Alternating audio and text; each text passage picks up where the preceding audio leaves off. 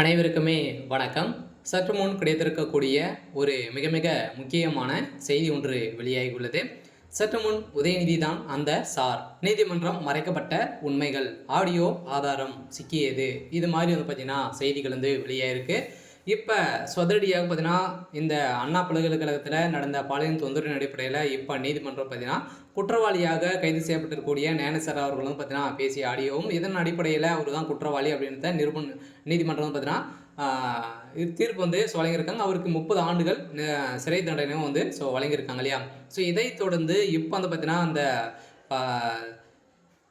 ஞானசேகர் கிட்ட பார்த்தீங்கன்னா பேசிய அந்த டைமில் பேசிய நிலையில் அதிரடியாகவும் பார்த்தீங்கன்னா அவர் அவருடைய ஃபோன் பார்த்தீங்கன்னா ஃப்ளைட் மோடில் இருந்தது அப்படின்ற மாதிரி அவங்க நீதிமன்றம் இந்த ஆதாரத்தை வைத்து குற்றவாளி ஞானசேகர் அவர்கள் தான் அப்படின்ற மாதிரி நிரூபணம் பண்ணி இப்போ பார்த்தீங்கன்னா அவருக்கு தீர்ப்பம் வழங்கிட்டாங்க. இந்த நிலையில் இப்போ அதிரடியாக பார்த்தீங்கன்னா அவர் பேசிய ஆடியோ வீடியோ காலும் வாட்ஸ்அப் மூலமாக பார்த்தீங்கன்னா ஆடியோ கால் மூலமாக பேசியிருந்த நிலையில் இப்போ அதிரடியாகவும் பார்த்தீங்கன்னா உதயநிதி ஸ்டாலின் அவர்கள் வசமாக சிக்கியிருக்காரு. ஸோ எல்லாம் பார்த்தீங்கன்னா இப்போ அவர் பேசியது உதயநிதி தான் அப்படின்ற மாதிரி தகுந்த ஆதாரங்கள் சிக்கியிருக்கு. ஸோ எல்லாம் பார்த்தீங்கன்னா நீதிமன்றத்தில் நீதிபதிகளே பார்த்தீங்கன்னா உண்மைகள் மறைத்திருக்காங்க அப்படின்ற மாதிரி தான் ஸோ தகவல் வெளியாகி வருது. ஸோ இதை பற்றி இந்த வீடியோவில் நம்ம முழுமையாக பார்க்கலாம். ஸோ அதுக்கு முன்னாடி நம்ம சேனலுக்கு இப்போ தான் நீங்கள் முதல் முறையாக வந்திருக்கீங்க அப்படின்னா மறக்காமல் நம்மளுடைய சேனலை சப்ஸ்கிரைப் பண்ணி சப்போர்ட் பண்ணுங்கள். ஸோ வாங்க வீடியோக்குள்ளே போகலாம்.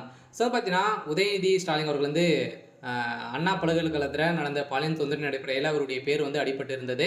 இந்த பேரின் அடிப்படையில் ஏற்கனவே பார்த்தீங்கன்னா உதயநிதியுடைய நண்பர்கள் அதே மாதிரி உதயநிதியுடைய மகனுடைய நண்பர்கள் பார்த்தீங்கன்னா இப்போ அதிரடியாக வசமாக சிக்கியிருக்கக்கூடிய நிலையில் தான் இப்போ அந்த சார் உதயநிதி தான் அப்படின்ற மாதிரி தகவல் வெளியாக இருக்குது. இந்த நிலையில் இப்போ நீதிமன்றமே பார்த்தீங்கன்னா நீதிபதிகளை 2 நீதிபதிகள் விலைக்கு வாங்கி இருக்கக்கூடிய நிலையில் இந்த உண்மைகளை அனைத்தையுமே மறைத்து இப்போ பார்த்தீங்கன்னா ஞானசேகர் அவர்கள் வசமாக சிக்கிவிட்டு திமுக வேடிக்கை பார்க்குது. ஸோ இந்த நிலையில் ஏற்கனவே அண்ணாமலை அவர்கள் பார்த்தீங்கன்னா ஆதாரங்கள் வெளியிட்டு இருந்த நிலையில் மீண்டும் நீதிமன்றத்தை பொறுத்தளவுக்கு இன்னும் எந்த ஒரு ஆதாரமும் கிடையாது. நீங்கள் இதுக்கு மேலே அந்த சார் யாருன்னு அப்படின்னு கேட்டிங்க அப்படின்னா ஸோ நீங்கள் நீதிபதி அவமதிப்பை செய்கிறீங்க அப்படின்ற மாதிரி பார்த்தீங்கன்னா இப்போ ஒரு தகவல் பார்த்தீங்கன்னா நீதிமன்றம் கொடுத்துட்ருக்காங்க. ஸோ இந்த அடிப்படையில் உதயநிதி ஸ்டாலின் அவர்களும் பார்த்தீங்கன்னா வசமாக சிக்கிக்கொண்ட போகிறாரு. சில மீண்டும் இந்த வழக்கு நிராகரிக்கப்பட போகுது. சில இதில் குற்றவாளியாக கைது செய்யப்பட்டிருக்கக்கூடிய ஞானசேகர் அவர்கள்